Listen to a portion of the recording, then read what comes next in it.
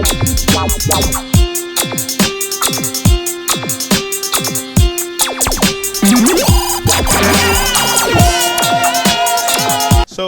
my name's Shaun Smith. I work at Oracle Labs, and I've come from sunny Oakville today on the GO train, so not too far. So I've been at Oracle for some time. I started off in TopLink, which was the Java Persistence API reference implementation. It's part of Java E, I guess 5 it started off, EJB3. It's ancient technology. And that was mostly out of Ottawa. So there's a team in Ottawa. And I worked with those guys, although I was living in Calgary at the time. And then I moved on to sort of the cloud side, and we're all kind of being dragged, right? So I worked on mobile cloud service, which is a back-end as a service. I worked on the Java cloud service, which really wasn't really Java cloud service. It was like WebLogic in the cloud. It was Java EE cloud service. So deploy your stuff to the cloud. And then I worked on a Heroku-like service, and I worked on Oracle's functions platform, so serverless platform, all Java platforms, right, running Java in the cloud at scale. And then I've been with Oracle Labs for about 5 years working on GraalVM.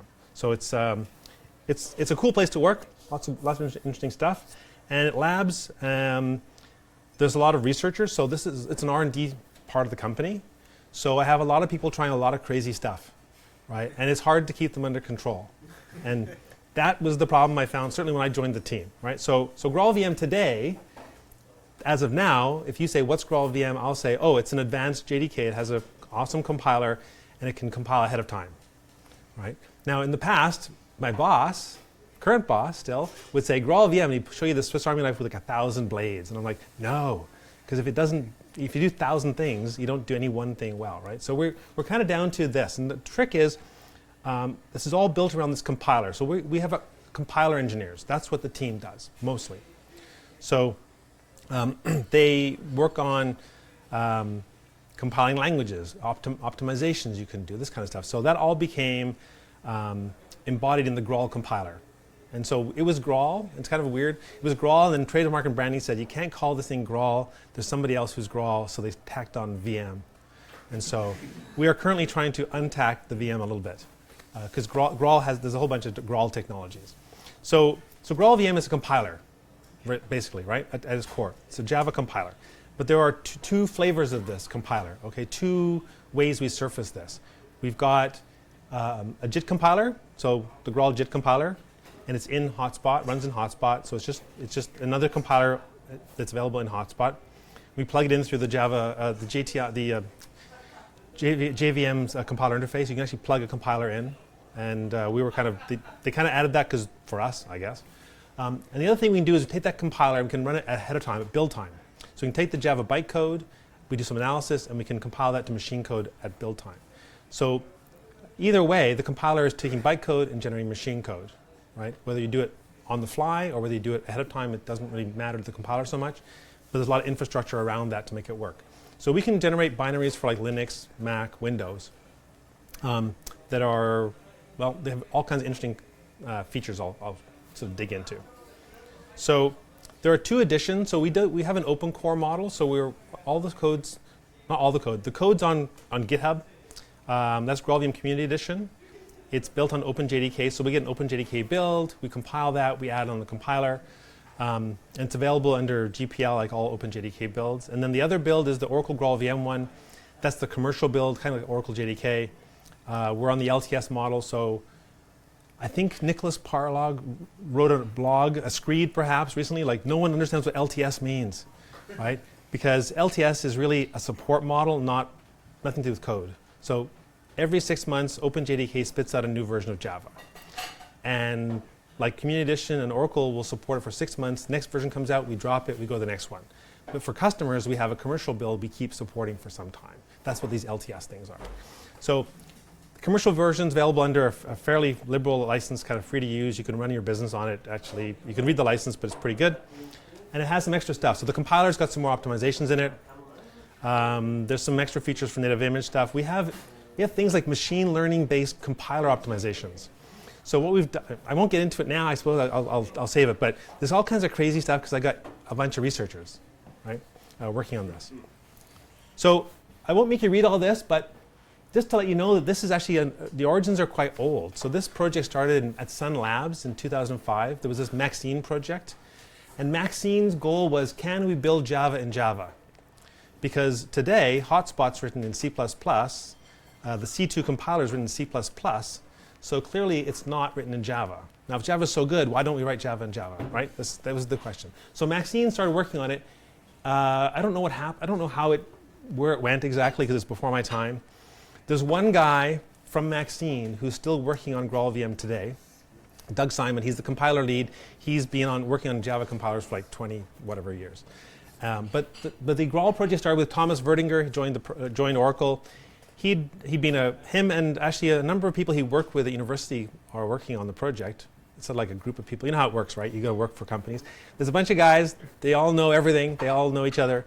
And he joined. He'd worked on V8 at Google, actually, Thomas, before he joined Oracle, and launched the project. Worked on it for a few years. We open sourced the first version in 2017 of the headline compiler. And then let me just jump to sort of like a more high-level version. So Sun, then Oracle. In 2018, Twitter started using Graal. There's still, as far as I know, anyone work at Twitter? X? No. So no one knows what goes on anymore, right, in there. But we used to work with people they'd come to our meetups, right? And they used the Graal compiler because Twitter runs on Scala. Basically, all the core services are Scala services. And the Graal compiler is particularly good at optimizing Scala code. Because it's extremely high-level abstract code, the compiler really gets to do a lot of good work. So as far as I know, it's still the way, because why would Elon take it out? I don't know. Anyway, Micronaut launched, used GraalVM from the beginning, Quarkus, all the cloud vendors kind of supporting it. The big change, I think, in terms of like tipping point, and if you saw, there was an info queue, what do they call that? Like crossing the chasm, kind of, early adopter or whatever. They moved GraalVM forward now, and I think it's because Spring has pushed it. So Spring 3.x launched, and Spring Framework 6 launched with GraalVM support. And so we're seeing a lot more uptake because of the Spring users. If you ever see a Josh Long talk, he will show you GraalVM Native Image. He'll make fun of it. I mean, he has a good time. But he's definitely out there promoting it too. All right, so let me just do a quick demo, just to prove the compilers make a difference. OK, so I'm going to keep it. I'm going to try and squeeze it on the screen. OK, here's a simple Java application. And it's annotated with JMH. So this is a benchmark, right? So it's benchmark framework, JMH. This is a simple method. It just takes this array of numbers. For each element, it adds 1. Then it multiplies by 2, each element. Then it adds 2 to each element. And then it sums them all together. The answer is 150. So just in case you're wondering. So this is not very exciting code, OK? But let's see how long it takes to run. Now, how can I do this here? So what I've got is, I'm going to compile this. Let's go over here. Here's my little run script. It's going to get it's really tight. OK, clean build. I'm going to run it java-jar. The Java is going to be GraalVM. It's a JDK, right? And then I'm going to run it again, and I'm going to turn off the Graal compiler. So it'll default to the C2 compiler, the OpenJDK C2 compiler, which is also in there. So if you download GraalVM, you're getting OpenJDK plus some extra bits, essentially. Oops. What was that? I don't know what that was. Try this again. Run the benchmark. OK, so let's turn that off. So the way this JMH is working, it's going to run the test. It's going to call this method 10 times, or for 10 seconds, for 2 warm-up iterations, because you have to warm the JVM. It's going to be really apparent what warm-up does. So a cold JVM, the code is going to run through the interpreter, right? Then C1, then C2. In this case, it's running through the Graal compiler. Now it's warmed up, I know from having done this earlier, and it gets faster, right? So it jumps to 6 nanoseconds per operation, right? Which is like a huge jump, actually. I didn't expect that much. This is using the Graal compiler, and I'll let it finish. But OK. So basically, when it's warmed up, 6 nanoseconds per operation. Now it's running with GraalVM turned off, so it's the standard JVM, right? Standard JDK with C2. And honestly, it doesn't get much better than this, right? So it's about 15 to 20 times slower, right? So or GraalVM is that much faster. Now, you're not going to see this in your applications. If you run your application on GraalVM, it's not going to go, ooh, it's 20 times faster. That's not what's happening. Okay, this is a micro benchmark on a little piece of code, but what it proves is compilers have different optimizations for different cases. So it turns out that GraalVM happens to be very good at whatever's going on in that piece of code, which is fairly abstract stream APIs. The more abstract the code, the more room the compiler has to rearrange your code without your knowledge to make it better. If you write low-level code, it's harder. Although I learned this working with these guys, right? They will take random loops and they'll unroll loops and re-roll loops and do all kinds of stuff. Even though you're writing simple-looking code, the things they'll do is you wouldn't expect it. Compilers do stuff, right? Compilers do stuff. If you look in our release notes, sometimes I know we wrote about one they did because it struck me. They were batching loops. So imagine you're writing a loop that counts 1 to 100 and does something, right? Whatever. 1 to 100, increment, whatever you're doing with it. What they'll do is the compiler will do things like saying, well, you know what? That loop is expensive. We don't want to jump. That's expensive. What we're going to do is we're going to go in steps of 3. We're going to take I plus 1, I plus 3, I plus 2. We're going to do 3 of them and then go around the loop. And then we'll make sure we're OK on the off by 1. But it'll go faster. The code will actually go faster because you're doing less loopings. This is what compiler guys do, right? Avoiding expensive operations. So it's fine. That's what they do. I'm grateful, right? OK, so that's GraalJIT, right? So you can see the compilers, there's something going on here in the compiler. If you want to look at performance, there's comparison. You can look at Renaissance, the Renaissance benchmark out of Charles University. They run some suites. The orange ones are GraalVM. This is a JIT mode. The GraalVM Community Edition, honestly, GraalVM Community Edition is basically kind of like C2. It's not that fast. It really, for us, gives us a base to build on top of, but it's still quite good. And then this is a really detailed article that came out, way too detailed. They go through like lots of low-level optimization, like tests for compiler code, and their results are, yeah, it's about 23% faster on x86 and 17 on ARM. I don't see that in real-world apps. This is, again, kind of low-level. I think between 15 and 20, 25 if you're really lucky, if you're using the GraalJIT. So it's for free in the sense of your code doesn't change. It's just a different compiler. So what's nice is you can just turn it on and off and try out different things. In Oracle JDK, Oracle Java SE, the JDK version just came out 23. 23 has the GraalJIT actually included, so you can actually turn it on. So it's actually embedded in the mothership distro. Oops, wrong way. OK. So let's switch to native image, because that's where the differentiation is. The interesting stuff lies, right? Like compiling ahead of time. So basically, we see this ahead of time compilation good for a bunch of stuff, right? So starting applications fast. You mentioned that earlier, starting fast. There's no competition. Okay, so you've all heard of Crack or SnapStart or whatever. Those guys are like eating our dust, right? That's just how it is, and because of the way it works, right? So fast scale, start, reducing resource consumption. If you're in the cloud, you're paying for memory, you're paying for CPU. So anything you can do to reduce your resource consumption is going to save you money. So we focus on that. Very predictable performance. You'll see. I'll show some benchmarks and some stuff, but performance is very, very predictable because there's no JIT, right? No jitting. So no jitting means no unpredictability. There's all kinds of interesting things around security. I'll point out that really can improve your security stance. Great for packaging containers.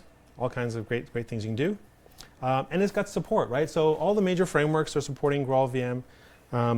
All the cloud platforms, their SDKs. Dan's not here. Dan Dobrin from Google. Turns out he's living like 5K from me somewhere, like in Oakville. Oakville is his hub. And Dan was instrumental in making sure that all the Google SDK libraries are compatible with native image. They compile. Right? So if you're going to build an app on Google Cloud and use their SDK to talk to storage, talk to any of their services, you can compile ahead of time. So it's a standard gate for them to release. And Alibaba too. Alibaba's been using this for years. They've got production services. There's a blog we have. They've got production services running on native image for some time, and now they're trying to roll it out to customers. And the one thing they were working on was Micrometer. Micrometer actually works with native image, but they want it to work differently. So they've written about that too. Okay, so how does this thing work? So okay, it's pretty simple.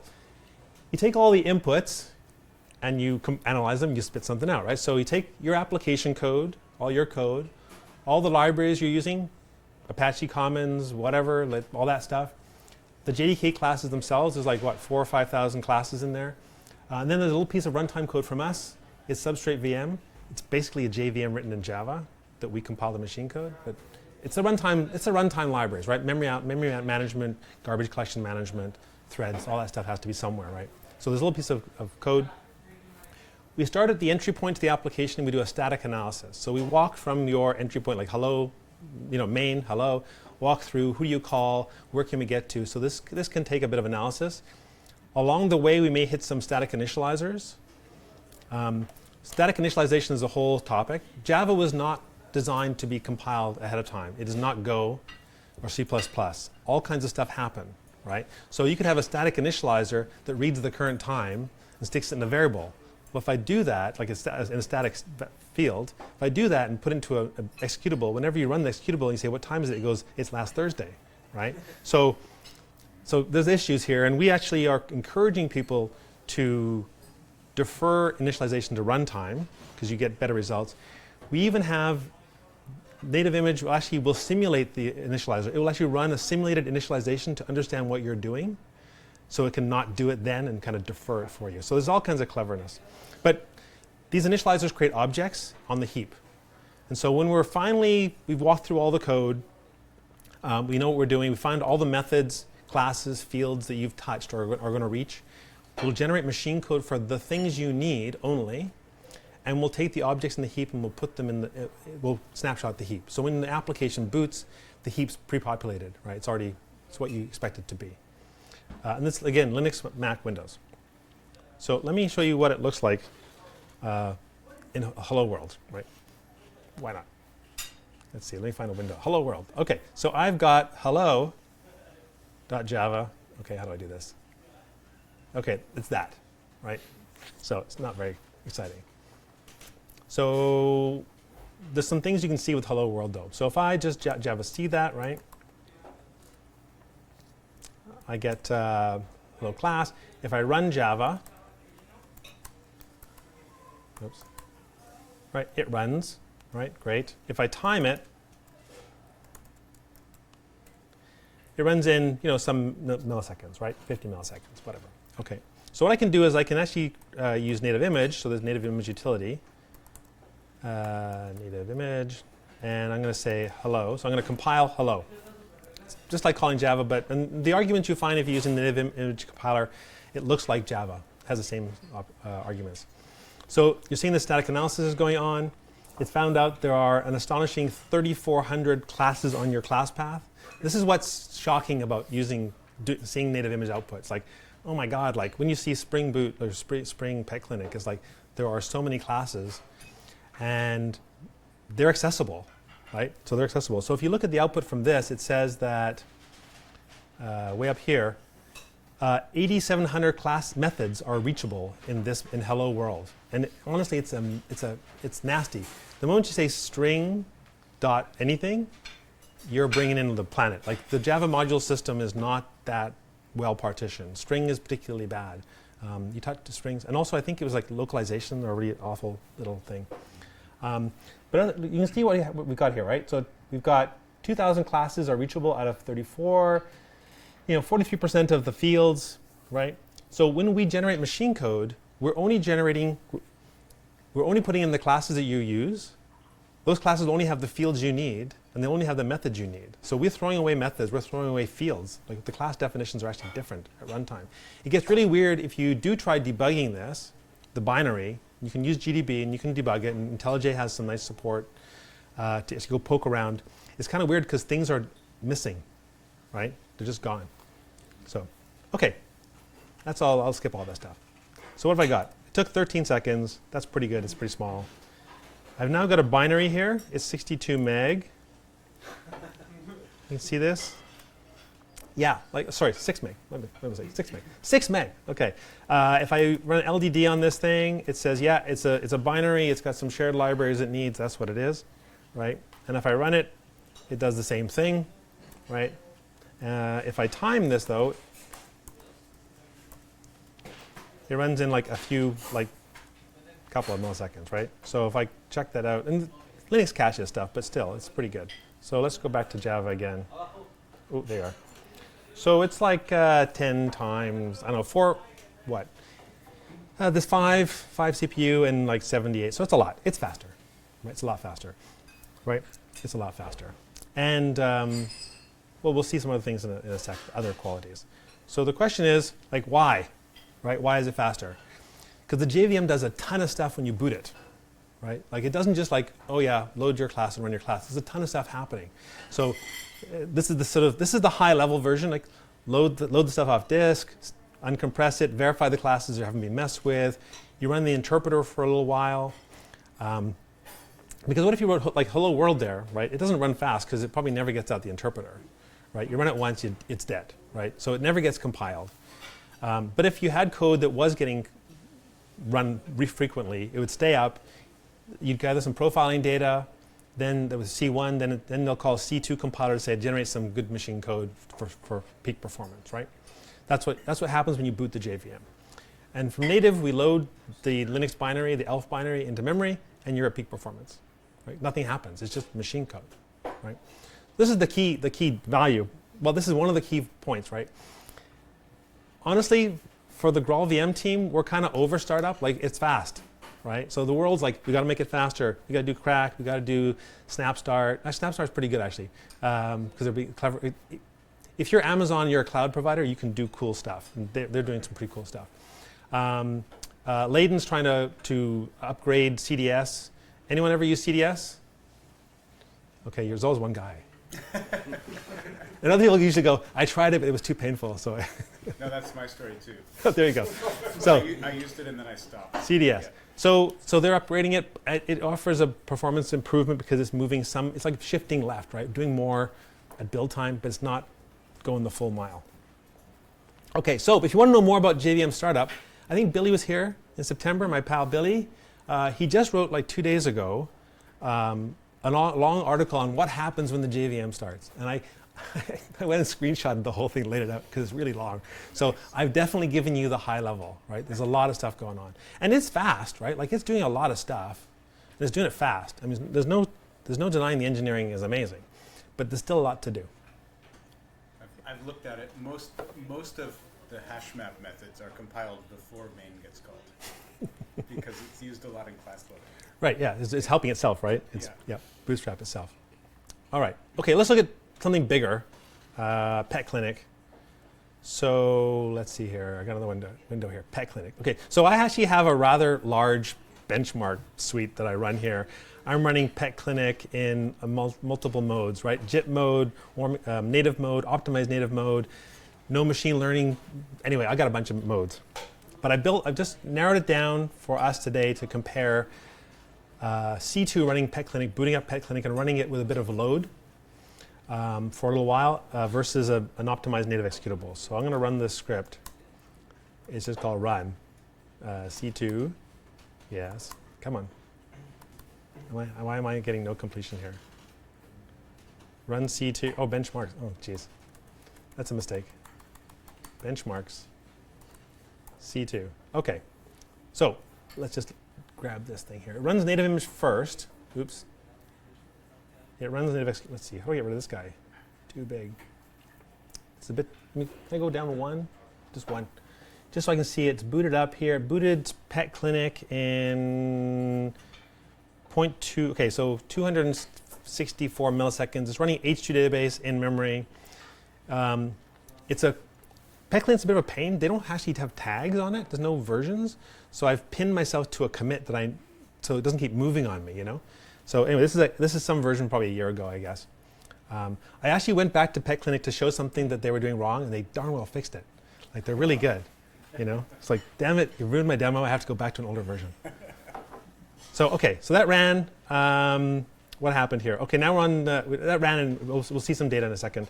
And then we ran the JVM version that ran in 4.144 seconds to boot. These numbers are really questionable.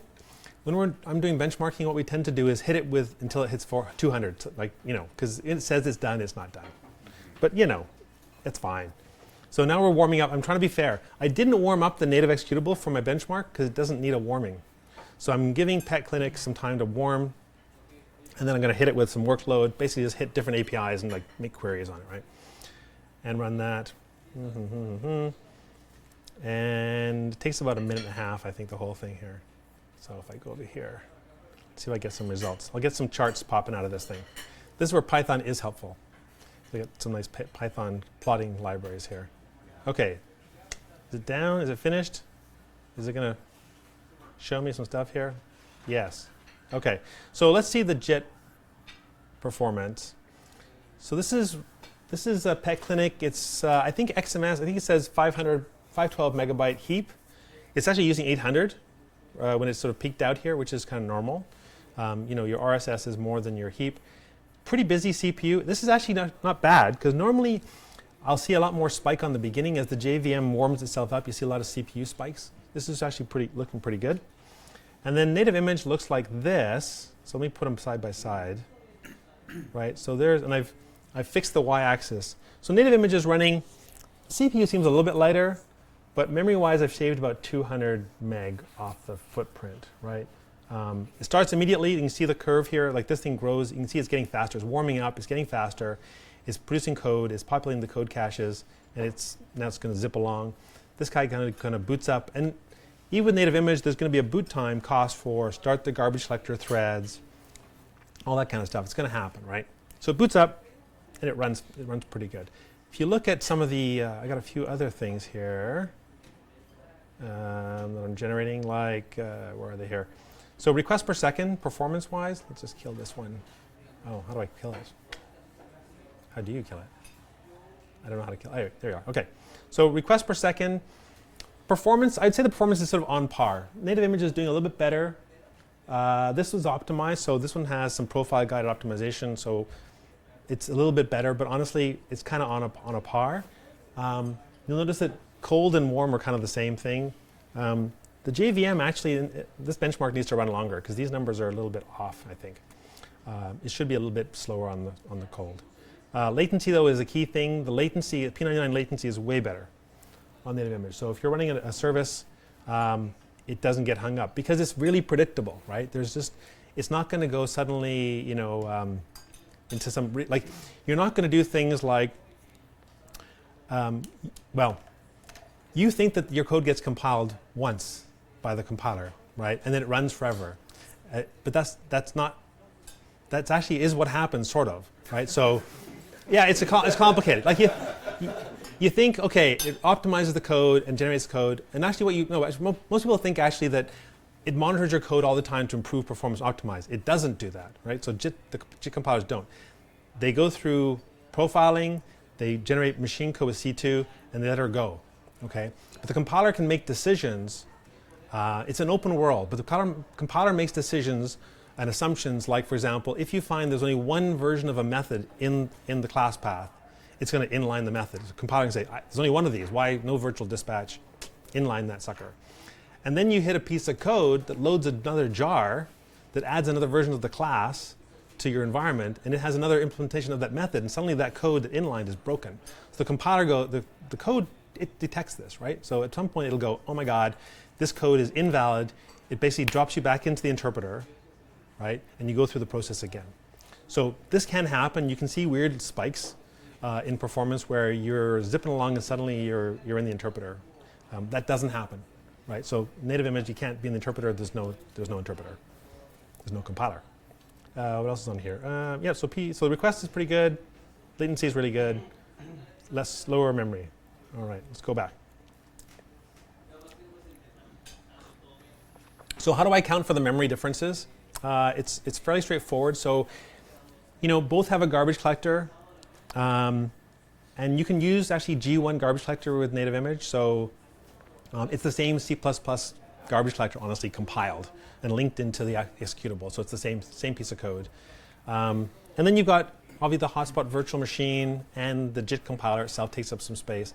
On the native side, you kind of got the machine code, right? Like it's the result of the compiler running ahead of time. And any kind of and obviously the substrate VM stuff, our little runtime layer is in there. Then you've got all the objects you create.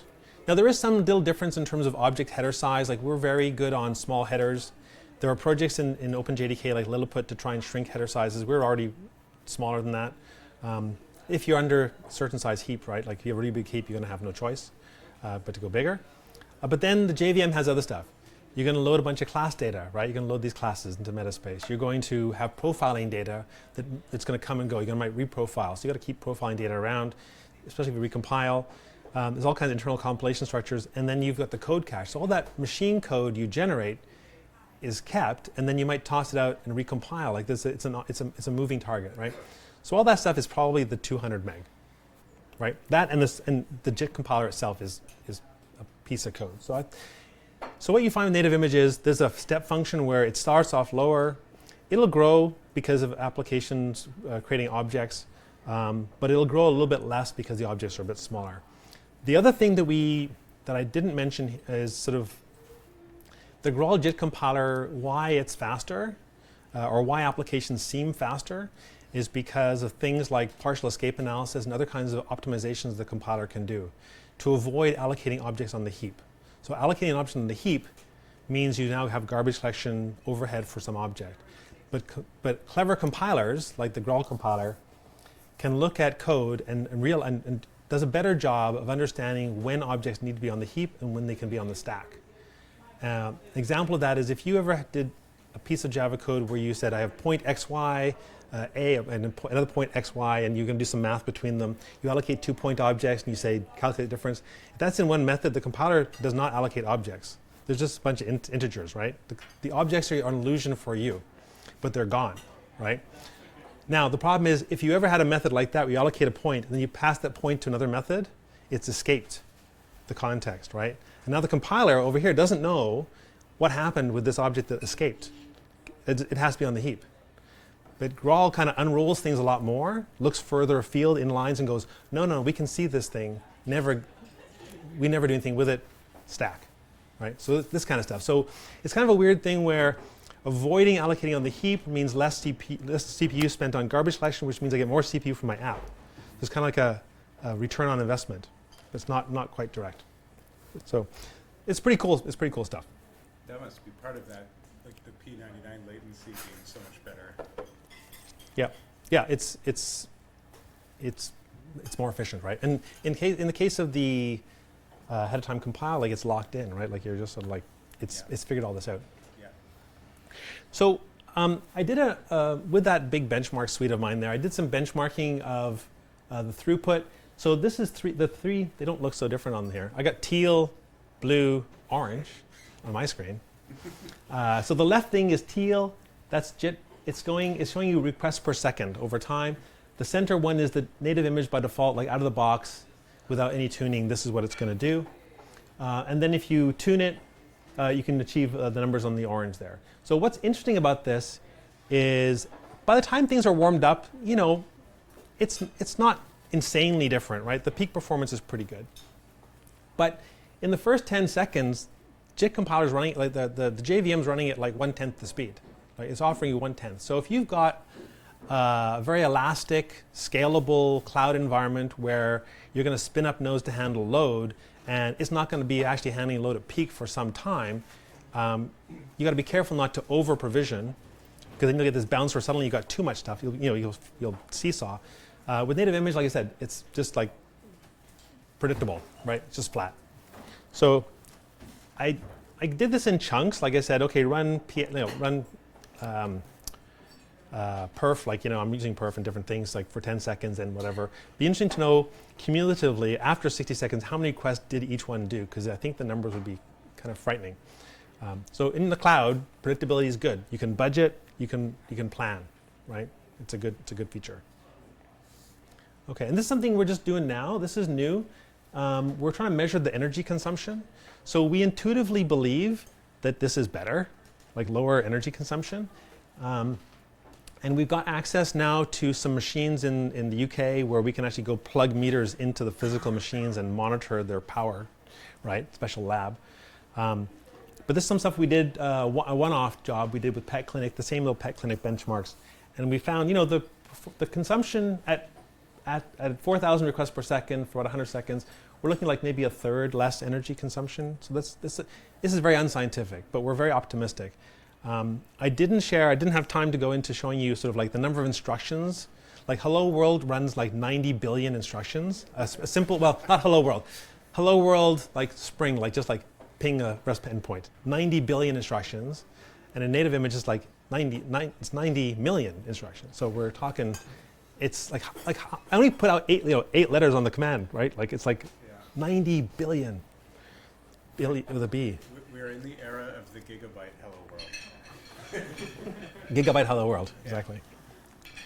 And the last thing is just the size. So I didn't show it in here. It's all built in containers. The binary is about 180 meg all in. And if I take the jar, Spring PetClinic jar, and sort of add it to JDK, it's around 380. So that's kind of like a rough number. This is not that scientific. We'll see. I'll show you some stuff later to give you more insight onto like what the size means. Okay. So just in terms of some. Oh yeah, go ahead. Go ahead. For the few charts ago when you had the native default and native optimized. This one. Yeah, this one. What is optimized? Optimized. This is profile guided optimization. So what we do is like a C program. You run the program, and you basically instrument it, right? So you're basically adding instrumentation. You run it, then you'll get a iProf file, I think, and then we'll recompile and we'll suck that in. And you can actually have multiple. You can run multiple scenarios, and then recompile. So I was talking to a guy from NASDAQ. I think it was NASDAQ. This is a JFocus last year, and he was saying his problem was a really interesting problem where the morning and afternoon trading patterns are different. Right? So the JVM warms up and optimizes itself for the morning trading patterns, and then the afternoon is different and it doesn't run as well. And I said, okay, well, what you want to do is, using native image, run a profile in the morning, run a profile in the afternoon, and feed both profiles to the compiler, so it'll optimize for both cases, right? So, but that's what we've done here. I've run the benchmark with the profiler, and then recompiled to produce that. I got a little chart later. There's 1 million optimization levels you can set, but the PGO, the profile guided, is the top tier, right? It's going to do the most. Okay, let me jump ahead here. So this is a recent blog, just in terms of like practical use of this. This is the Kafka engineering team, developers for Kafka. They're currently in test, using this for test purposes, but they're running the brokers that compiled. This is their picture, right? So they're seeing amount of memory consumed is way down.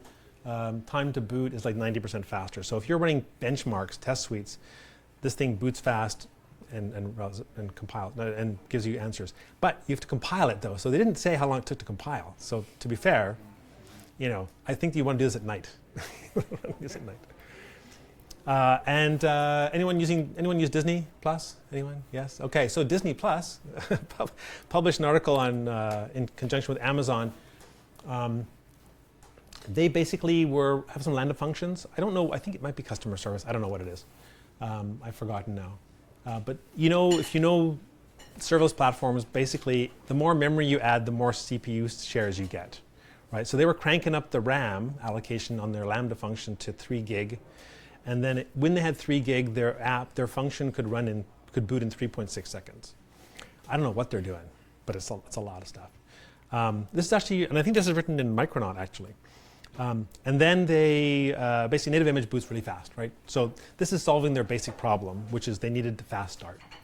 And I don't even know why I keep talking about fast start, because honestly, like I said, it's not the most interesting thing. What was more interesting was the second part, which is they could lower the memory they allocated and still achieve the performance they had, meet their SLA, which saved money, right? That's the real thing. So there's a link on there, and you can just Google like Disney serverless Graal, and it'll pop up.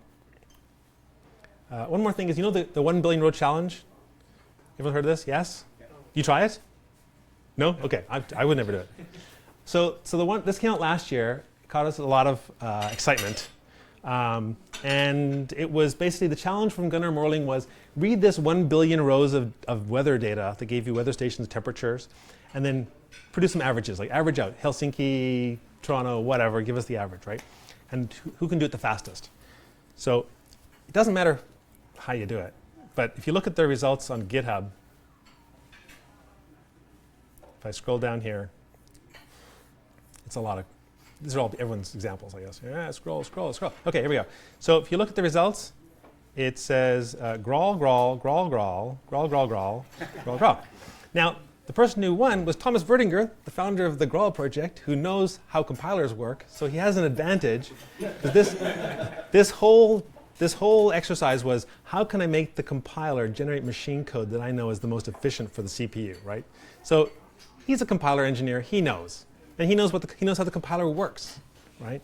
So he worked on this. Alfonso also had contributed. So Thomas actually, his was, this guy Quan here didn't work for Oracle, didn't work on the team, but he had a suggestion which Thomas incorporated into his answer. He works at Oracle now. He works on our team. So we hired that guy. He was good. Maybe this is, and people did say, is this some sort of clever like recruiting or promotional effort? But no, it's just really cool. And they're all ahead of time compiled because you can't afford the JIT thing. Now, there was a couple of OpenJDK ones. I think they were using sort of illegally, as it were, Panama APIs. I think it's Panama. So they're using APIs that aren't finished, and we don't have them in native image because they're not finished, and we don't want to have to re-implement them 5 or 6 times. So we're going to wait till it settles down. But anyway, this kind of speaks for itself. I think it's kind of fun. But it was kind of a recruiting exercise, I suppose. So here's the optimizations, just so you can see them. When you're compiling, you can say, don't give me any.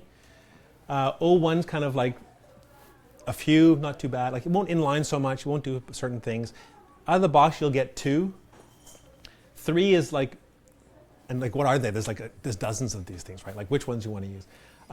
There's 0B, OB, I should say, which is build time. We try to do less. So if you don't care about speed or size, you just compile it, see if it works. Build time. And then the OS is size, so we're optimizing for size. Normally we would not do this. Normally we would optimize for speed. And so you'll see inlining, which could bulk out the code. But if you remember that slide way at the beginning, there was Micronaut was on there. There was a logo for Micronaut. They're a German company who do embedded software kits. So they are licensee from Oracle. So they've got source code for the JDKs and for GraalVM. And they support embedded environments, including like cars. So it's quite possible, you might find you have a Volkswagen with some GraalVM in the signal light at some point, when you turn left. But what they wanted was size, because what their problem is they've got old JVMs, old version of JVMs running in devices that are much smaller.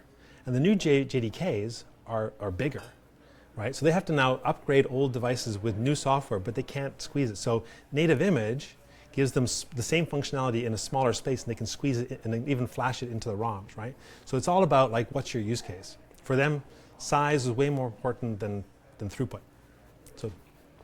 So it's in there. It does work. I actually used it in my sort of work on trying to make small containers. I turned on size optimization. Oh, and there's the PGO.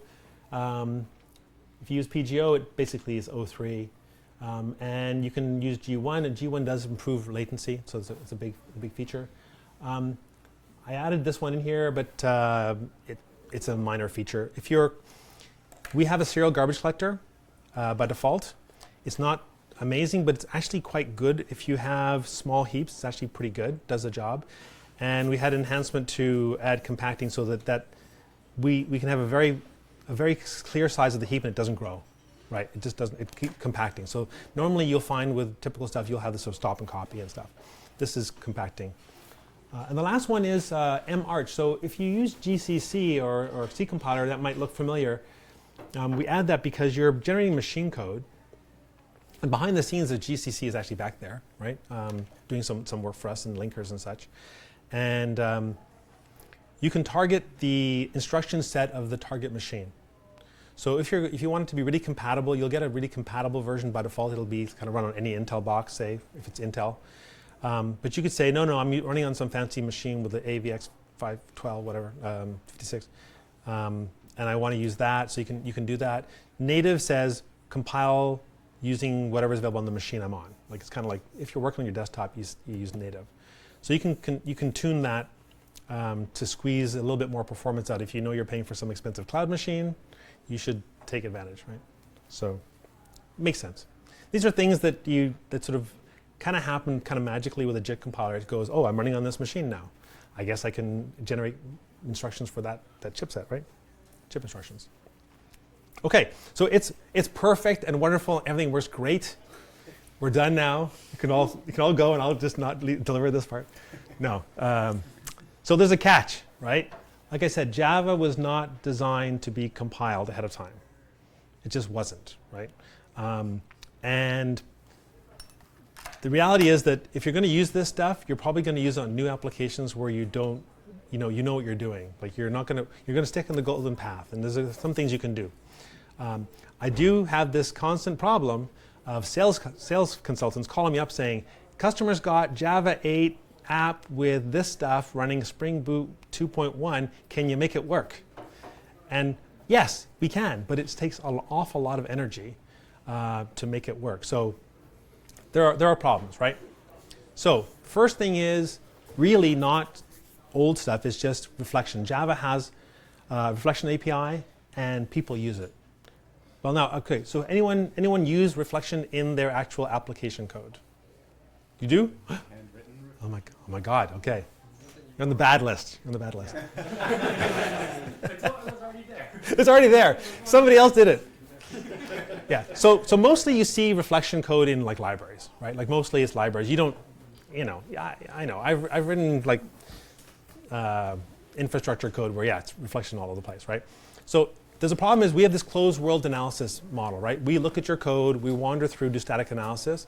So we can only compile and include what we know about. So if you have a piece of code like this, which is like kind of the worst case, this is an example we have of like really bad stuff. Give me the name of the class, method, and what do you want to do, and we'll go find it, right? Now, if you're compiling this ahead of time, we don't know what the hell you're going to run. So it's never going to work, right? It's a problem. Now, you can give us some config. You can give us a configuration file, a JSON file that says, include these classes or include this method. Like we want you to, you don't know it, but we're telling you, include it, right? Yeah. Sorry, but what do you mean that it's not going to work? Like, is the whole thing not going to compile, or it would be just not fast for those? It'll fail at runtime. Okay. The class for name will go class not found. Yeah. Because the binary only contains the classes that we know about that we found statically. Okay. Right? So there's no mention of like, system.out. Whatever, whatever you want to call, it's not there. So it's not included. It's good news, bad news. Yeah? And that's the same case for the dependencies. Like even though we might not know if one of the dependencies using your... No, we'll find it. So no, you're right. So this is where things get bad. You're right, exactly. So if it's buried in a library somewhere, they're doing some reflection, how do you know? Right, you don't. And like Jackson's the worst thing because Jackson's like 100%, like it's everywhere for JSON marshalling and it's using reflection. It's generally not insurmountable problem, but it's a bit of a problem. Micronaut has a new non-reflective JSON serialization, deserialization library. They're calling what the heck's it called? SERD, right? Because if you know Micronaut, they use annotation processors to analyze your code at build time, and they generate code to do all the sort of what would normally Spring would do at runtime, and used to do at runtime, which is like wire things together. Micronaut looks at the code, understands the wiring, generates code to do the wiring. So it's just a class that just says, it's a program that says, wire my bits together this way, my beans, inject this, right? So they can do the same thing for reflection. They look at the code and they go, you're gonna serialize this to JSON. It has these fields. I'll generate you a serializer. I'll generate you a deserializer. It'll be faster. It'll take up less memory, and it won't cause me problems with native image, which is good. Now it turns out most of those Micronaut guys, I work with them, so they're friendly to our cause, right? Well, you saw in that timeline they started using this stuff a long time ago. Yeah. I know you're not on the Spring team, but do you know how they solve this for Spring 3? Like everyone uses Jackson, for example. Yeah, they do. Like for their response bodies and all of their controllers. Are they just throwing in absolutely everything that they find could possibly be there? Or? I don't know what they've done for Jackson. You know the Spring AOT? Mm-hmm. Right? So they're basically doing kind of a Micronaut. They're trying to pre-process and generate source code for classes that do what Micronaut's currently bytecode generating, or generate bytecode for these classes. they're going to shift to generate source because it's helpful for debugging. Micronaut or Spring is generating classes right now for like wiring up your application, doing your injection with Spring AOT. I don't know how far they've gone on marshalling. You think they could do it because Micronaut can do it, right? You'd have to look at every REST controller method and look at all the input and output types. That's right. Yeah. Do it. You can reach from that. Yeah, that's why I'm wondering if they if they're that smart or if they're just finding everything that uses Jackson. It's hard to say. Yeah, it's hard to say. Like I say, the Micronaut is compatible with Jackson annotations as far as I know. So, because we have some people at Oracle are using Jackson, and we have to like, or they're using things like JSON. And so Micronaut, they've added compatibility API. So you write JSON, but they interpret them and know what to do. Still Micronaut under the hood. Yeah, I don't know if they're doing everything, but it's getting better, right? It's certainly getting better. What was I going to say about serialization? Oh, so the value of this though is applications like this aren't vulnerable to deserialization attacks. So log4shell, where like, hey, you should load some class off your class path and call some method on it, and then it will like take down, you're in. That class can't be deserialized. It's not there, right? So we didn't have log4shell problems because the class wasn't used, so it wasn't there, unless someone forcibly made it, put it in there. So it's good news, bad news. It's more secure, but it's more pain in the ass, right? A bit of both. So good news, bad news. So we have this tracing agent. So if you don't know where reflection's happening, you can run your application with tracing agent on. It'll basically monitor and see, oh yeah, you're calling class for name on this, class for name on that, and basically create the config file. And I think if it's the nuclear option, personally, I think it's like overkill because it produces massive files of configuration, probably includes more stuff. I don't like to use it. I would rather go, oh, these are the 3 classes I'm marshalling. I get these class not found, so I can just add them. Do that for sure. Turns out also that native image is actually pretty good. So that code we saw, the compiler's good, but it can't help with this. But I've watched again Josh Long doing his talk he gives, where he takes some code and it's doing class for name and it's like quote, class for name, foo, and the darn thing compiles, right? Because the compiler goes, they're loading foo. I know what foo is, right? Then he'll do things like take the string and break it into 2 pieces. A is F and B is oo. Class for name A plus B. It still works. Yeah. He's like, damn it, right? So we can unroll a lot of these things, but if it's like this, like user types in class, forget it, right? Forget it. Yeah. So there's some good news though, right? So the first thing is, use these frameworks.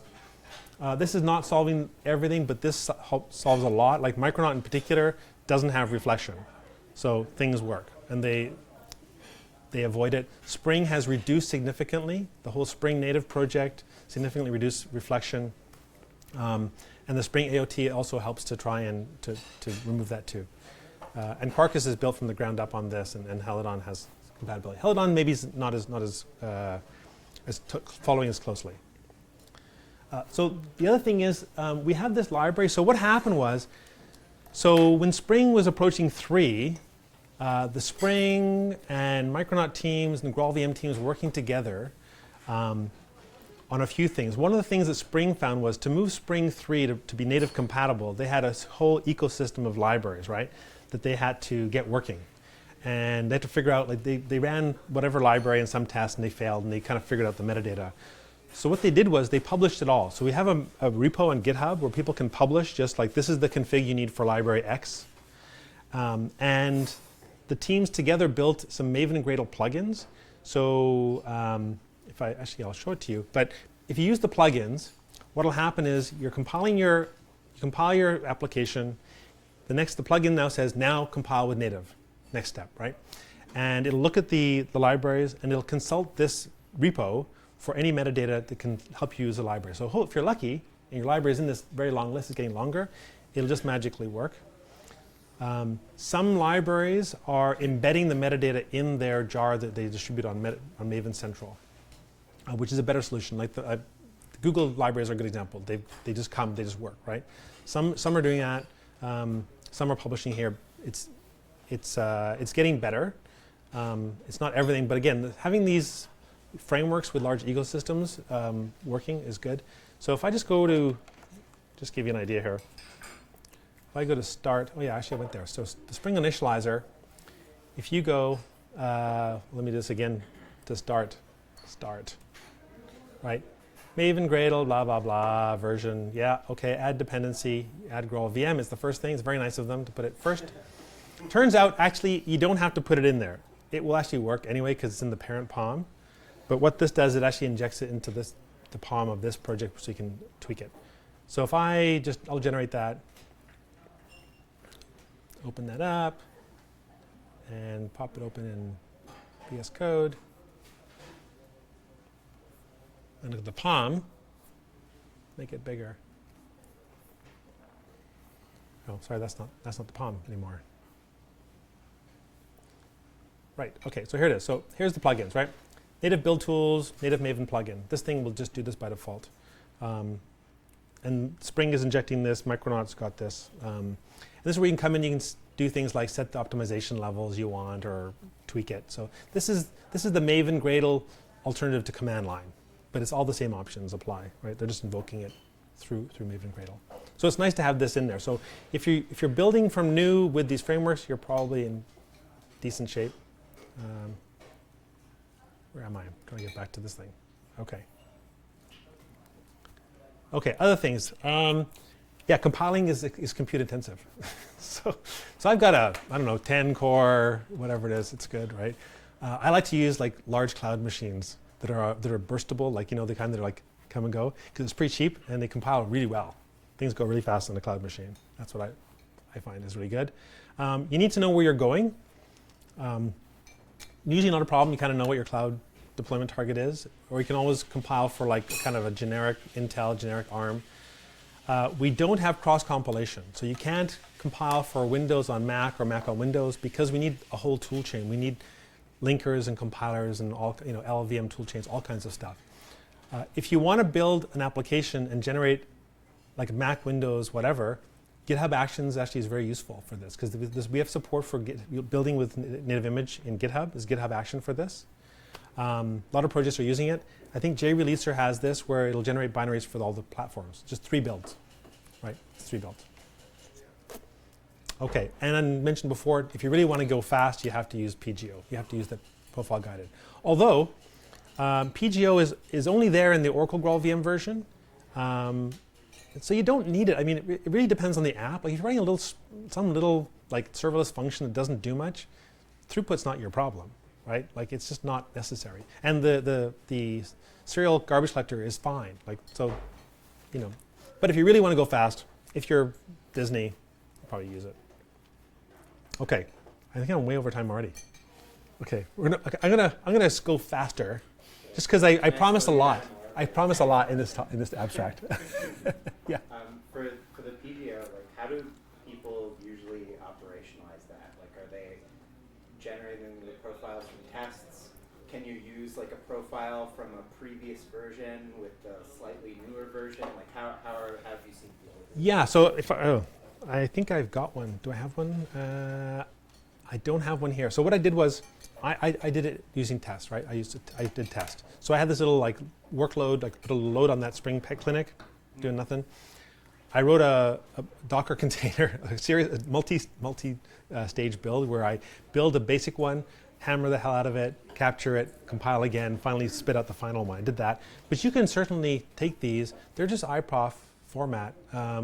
We just wrote a long description of the file. It's like, I'm like, why is this going in our docs? It's like very detailed, and you can compile them. You can combine them, I should say. So you can have, like I said, morning and the afternoon. You can apply that. Do we have to go? No. Okay. Sorry. Okay. So let me briefly touch on this. It's actually one of my favorite topics, but I'll keep it short just so I can give you a demo of some other cooler things. So containers and security, right? So hardening your application, key goal, right? Make this thing. I already thought hardening was about making your application harder, tougher. It's not. It's about stripping out all the crap you don't need so that you have a smaller attack surface area. Turns out that's actually well aligned with what I'm doing with native image. But it's also about everything, right? Your whole application. Like the application should have as little in it as possible for you to have a vulnerability in it, like some exploitable bug. If you don't need it in your code, you shouldn't have it. Same thing with the container or the operating system, right? This is a major problem. So it turns out there's a really nice like confluence of things with native image and containers. So we already saw this, right? Like I can get rid of all the classes, fields, methods. I can get rid of a lot of stuff. It's really bad. My boss makes a joke about, oh, you wanted a cup holder and you inbounded like an SUV, you know? Like that's how it works, right? With these jars. Native image kind of throws out the car and keeps the cup holder, right? Which is good. But then in terms of container deployments, right? You just want a small container, just enough operating system, just to run. All you care about is your program, right? Run your program. You don't want a shell in there. You can't SSH into this thing.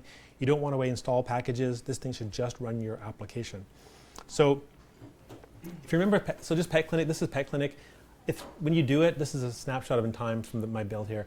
109,000 methods are removed. So it's a pretty good start, right? Like it's not bad, but there are 320,000 methods in PetClinic, which is like frightening.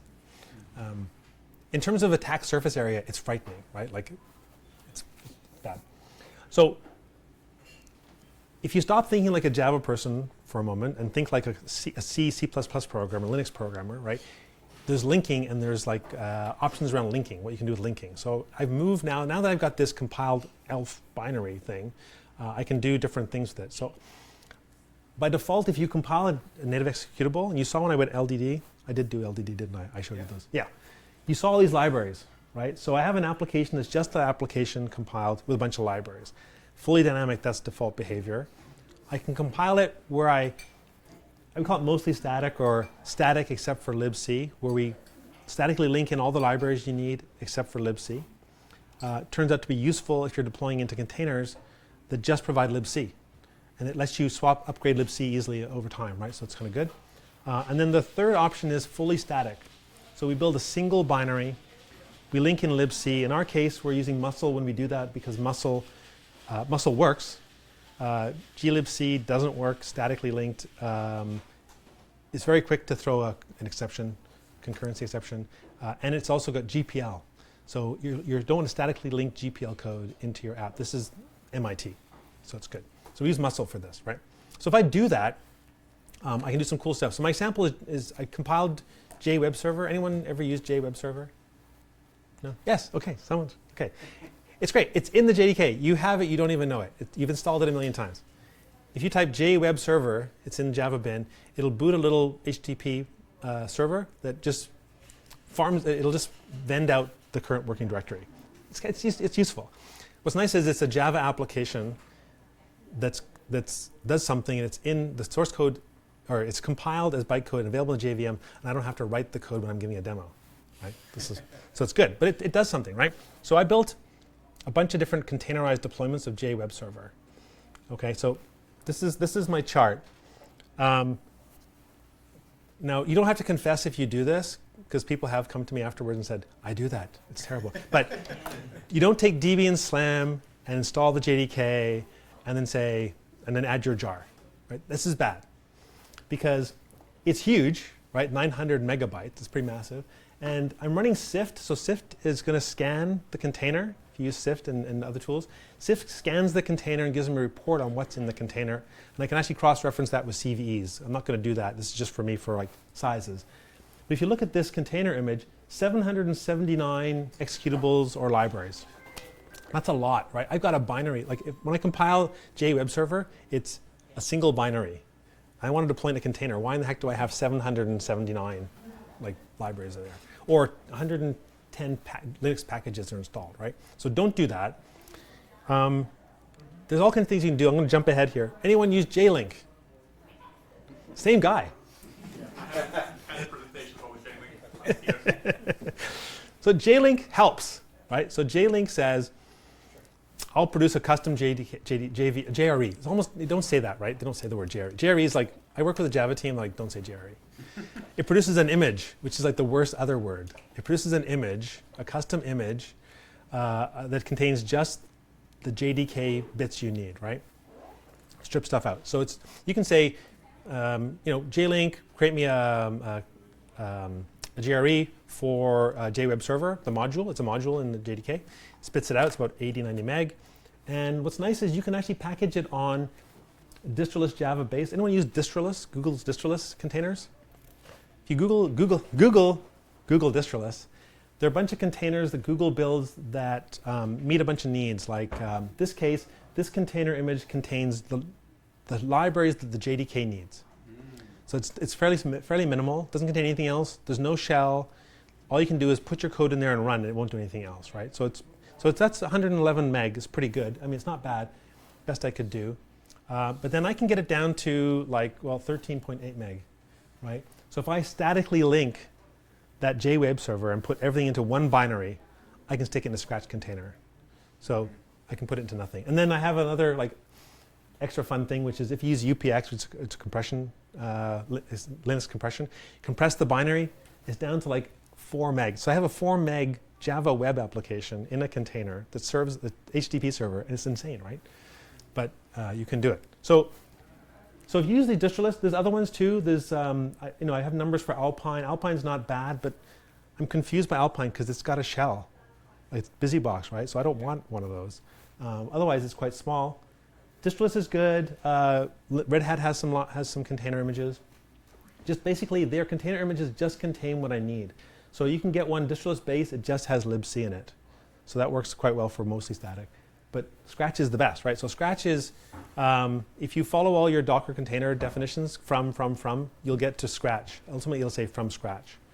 And this is the docs from Docker, right? It's good for the base or for running a single binary that does one thing or has what it needs. And I've got that, right? So and it works. So those, this is a container image. This is the build, right? From container image, get me native image, build it, copy the output into Scratch, and copy in an index file and start. Thing to know is you have to use entry point because the only thing in that Scratch image is my binary. If you use command, it tries to start a shell to run your program, but there's no shell. So you have to use that format. But that's it, right? That works fine. How do the PKI just certificates for well, that's another problem. you might want to call? Yeah, that's why you're not using Scratch all the time. Right. Either you're going to copy those in or you're going to use a slightly better or slightly bigger container image. So those Java base ones and the static ones, they will contain things like that. That's why they're bigger. Okay. But if you have everything, this thing doesn't do anything, right? This thing just receives incoming requests. Yeah. It's fine. Yeah. I have a whole talk on this on YouTube. You can check it out. Just Google my name and Devox, I guess. Okay, so we're late. So I promised to talk about Rust, compiling Rust and Go, and okay, I'm not going to show you all that because we're out of time, but I will show you how we're using these. So I'll show you a couple of examples. Well, let me just tell you what we got. So that compiler team I've got, right? They built one of the visions for GraalVM was the universal virtual machine, and we've kind of stopped saying this, right? But universal, it runs everything, and so you're stuck with hotspot or the Java bytecode is the instruction set for the machine. If you're running, say, JavaScript, how do you do that, right? So I got a lot of PhDs who read a lot of papers. They use the, if I say it right now, the Futomoto fourth projection. Basically, what they do is, the way you write these languages with Graal, with Truffle, framework we have called Truffle, you write an interpreter for, say, JavaScript. Okay, little Java program. And you write little nodes, say, oh, you have a plus node and you do something, you write these little interpreters. And what we're able to do is instantiate an instance of the interpreter with the program and then compile that to machine code. I can't actually explain it. There's many talks on YouTube where our guys explain this and you'll go, But suffice to say, we're able to compile these things down to machine code and they run really fast. So the Python peak performance, for example, is way better than CPython because it's pure compiled code. The GraalWasm code, so we're compiling WASM. WASM, anyone using WASM? Not yet? Okay, so WASM is a machine instruction set, essentially a stack machine. And we wrote an interpreter for it, which we then can compile, so I can compile WASM code and run it in the JVM. What's cool is I can take WASM library someone writes, let's say a Rust library, and I'll show you one. So I have a Rust library compiled to WASM, and I'm going to use it from Java, right? No problem. Right? And we see this increasingly popular. WASM, not as much yet. JavaScript for sure. And what we see with JavaScript is people want to write extensions on their applications. They want to write user scripting. It's really common, right? And I see this at Oracle especially. All the big SaaS apps, like if you're in NetSuite or you're Fusion apps, all these application platforms are always like, oh, users can write scripts to customize their pages or do whatever. Who's running the JavaScript? They're all running in Java, so they have to run JavaScript, right? So with GraalJS, they can run JavaScript, we can sandbox it off, and it runs really fast, it's secure, it's fine. And they don't have to go and try and spin up Node or something else and talk over sockets, whatever, and somehow containerize that Node runtime. Or CPython, for example, we don't have to try and run that and containerize it. It's all within the JVM. Nice thing too is, okay, weirdly, the one on the right, by the way, Espresso, we wrote Java in Java again. So we wrote a Java interpreter for Java that runs on the JVM that compiles Java code. So I can run Java 8, I can run Java 21 on a Java 17 because it's just an interpreter, right? But it compiles to machine code. So again, I got a lot of PhDs who do cool stuff, right? It actually turns out to be really useful, and it's actually in use for the same reason. We have a SaaS platform where users write Java scripts or Java extensions to the main host platform. We don't want them touching our code. We say, give us your Java program. We're going to put you in this little box. We call it Espresso. And we're going to pass you some handles to some data that you're allowed to read and whatever. But, you're in there. And that was driven by mostly, I think, replacing Groovy. Groovy had been used in the past. Groovy's kind of out. Yeah? Does this thing power the Java.dev like a playground? What, the playground? Yeah, on the Java. No, it doesn't at this point. No. But it could, right? Yeah. Weirdly, that thing is using the platform I helped build, the Oracle Functions platform. When you call it, it's actually using behind the scenes as a serverless function running your code, right? Yeah. Okay, so let me just show you a piece of code just to show you this, because I think we're running very late. Let's go look at, I'm going to run it on the local machine here. Let's see, which one is it? None of these ones. Okay, hang on.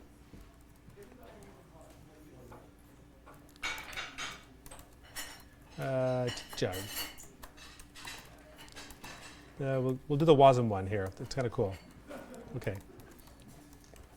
So what we have is we have an API that lets you, it's a standard, it's a generic API, lets you say, I want to load up some JavaScript, create a context for JavaScript, I want to load up some WASM, I want to load some Python, I want to load up some Java, and I want to run that code, and I want to interact with it, right, from Java. And I was doing some benchmarking for WASM. There's another thing, there's Chicory out there, and Chicory is now has sort of ahead of time, like they translate WASM to Java bytecode. So we've been benchmarking, working with those guys. It's interesting to compare approaches and performance. This is what we were benchmarking was Photon. So Photon, if you go Photon Rust. Okay, this thing. So this is Photon. Photon's a big, they have a nice website actually. They have a link to it here. Yeah, this website. So it's a Rust library. It does image processing, change the color, do all these cool effects, right? So blue, green channels, whatever. This is running in the browser, right? This is Rust code compiled to WASM running in the browser. But maybe I want to use it in my Java app. Maybe I want to use it. Like, why not? It's just some cool Rust library, right? So you can see here I have some Java code, oh my God, where I create a context. And this is all like our API, right? Build an engine, all these different things to do. We're saying we're going to get some WebAssembly in here. We're going to do all kinds of things and build this. And if you look, this code's not necessarily so obvious. It's a Micronaut application, boots up, runs a controller. You make requests to the controller. It basically passes these byte arrays, of the images into Rust, into WASM, processes it, gets it back, we return it, right? So it's sticking in the browser. So if I run this thing, let's see here. Oh, actually, I gotta go see here. I've already forgotten the command to run this. There's a lot. This is posted. This code's all available. This is up in GitHub, and it's way down the bottom because it helps you build. You can build the whole thing if you follow all the steps. You can build the whole thing yourself. I don't want to build the whole thing myself, and compile to native image, of course. It's very nice. Yeah, let's just run this thing. So we are benchmarking this, and the performance is actually pretty good. If you're running on a browser today with WASM code, then they're JIT compiling it too, right? And the goal for WASM was to give the browser a way to run code much faster than JavaScript, although the JavaScript's pretty fast. But what if you have a cool game in C, you want to compile it and run in the browser, right? It's probably something running on that port, right? Yes, of course. Always the case. No. Anyone see the Java process? PSAUX. Oh my goodness. Unfortunately, it's this thing, too. What was it called now? It's called, it's Java. I can't see on this tiny screen. You could try JPS, it might be more succinct. Did it wrong? Equinox. That Equinox is all the, that's going to be the Java language server in VS Code. Let's try this again. Sorry, I should read this. Read the error message. Okay, runs the tests. It looked like there was something on 8080. I'll just. It did look like something on 8080. Oh yeah, I had 2 demos. Yes. the Python demo is still out there. Oh, hang on. I messed up here. GraalWasm. Oh, it's looking like it's doing something. No, is it socket in use? Already in use. Okay. How am I finding this guy? I've got too many windows now. Do we get LSOF on Mac OS? Ooh. You could try like, what is it, dash P8080 or yeah. Yes? Try it. No. No. grep is a good idea. Bar grep 8080? Yeah.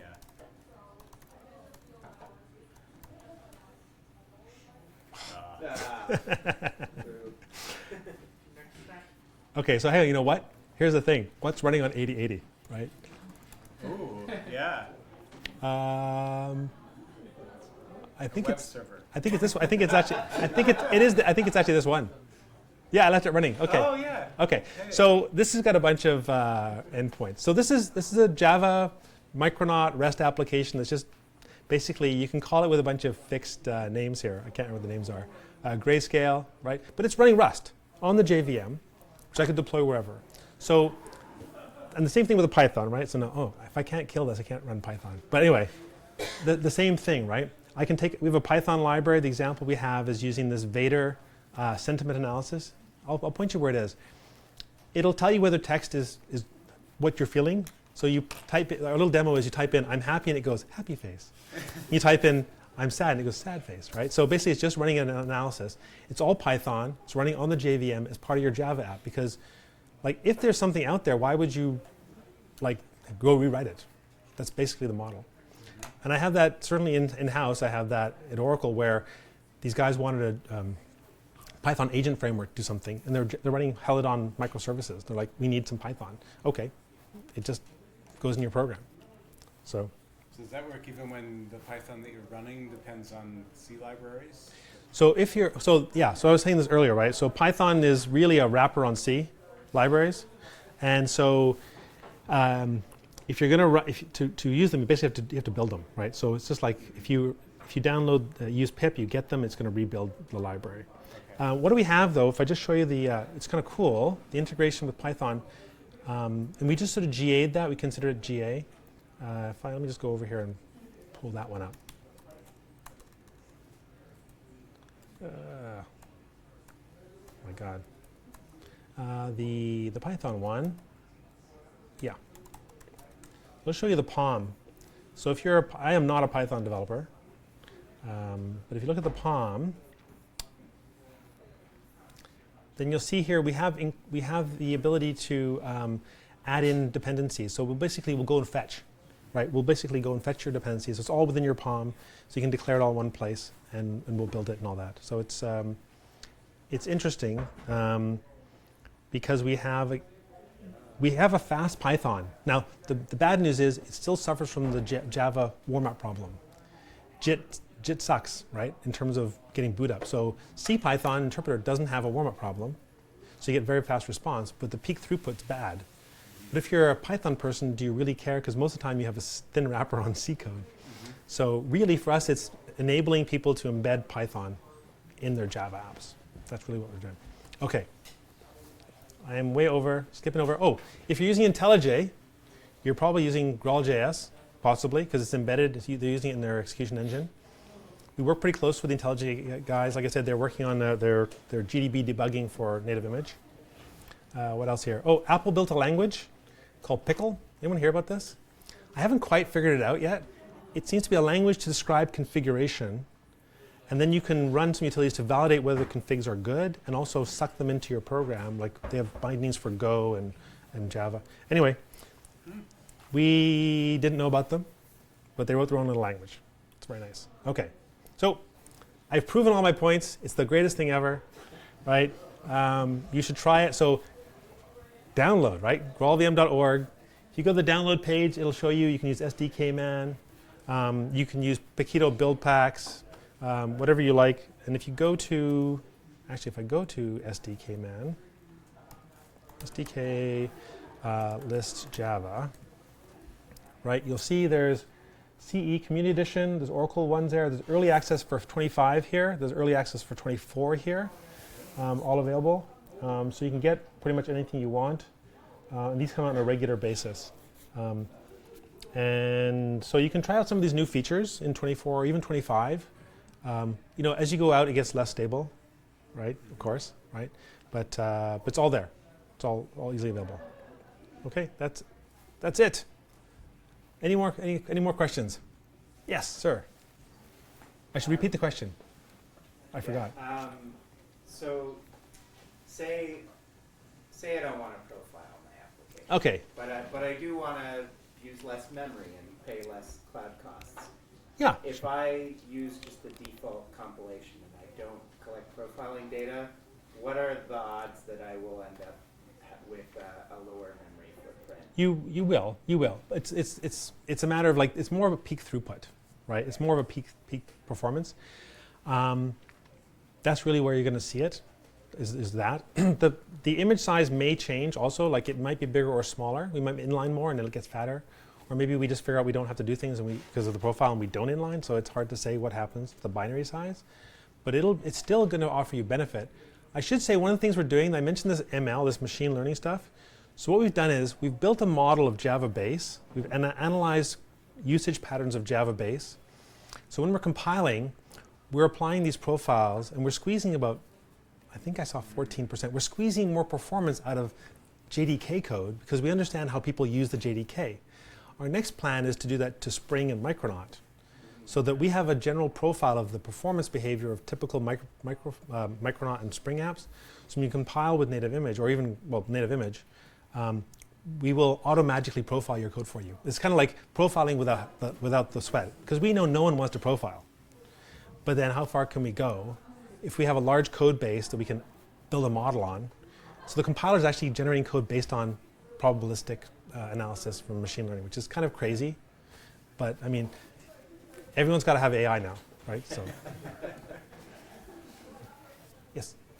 Just kind of curious about the maturity of the project. Is it a pet project for Oracle or it's an alternative to Golang to run Java as cloud native? It's not a toy. It's been a production product since 2019 from Oracle.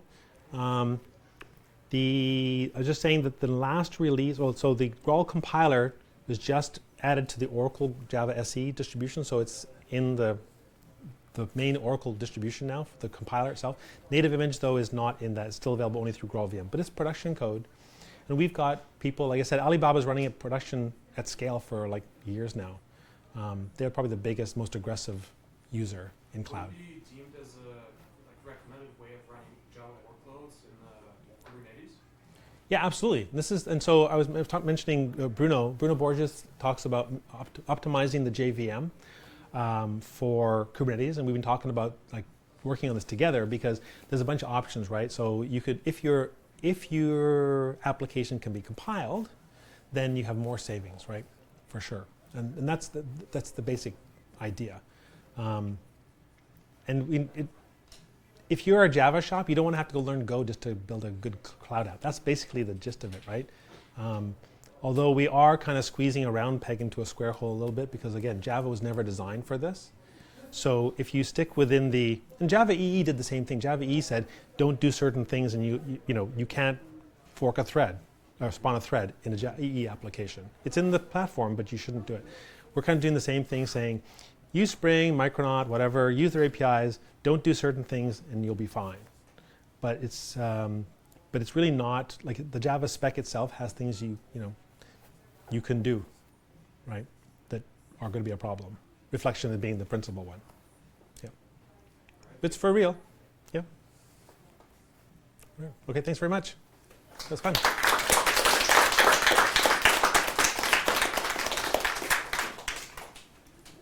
Oh, here, if you want to find me, I'm on the T-Jug Slack. Okay, so if you want to find me, I'm in there.